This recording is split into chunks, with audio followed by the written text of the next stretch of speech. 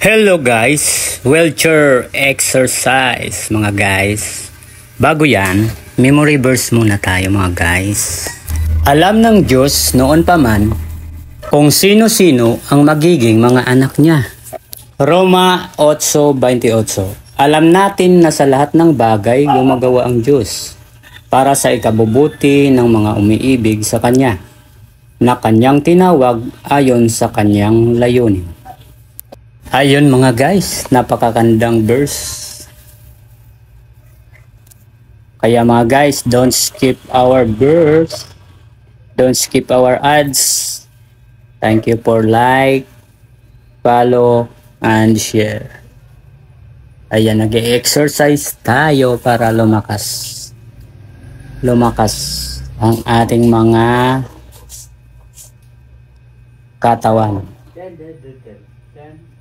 Yan. Unat-unat lang po yung mga guys. Kasi balikat lang po ang gumagalaw. Balikat. At saka ulo. Ayan mga guys. Oh. Chocolate pa. Sayaw ka. Yung nagbibideo, pinapasayaw ako.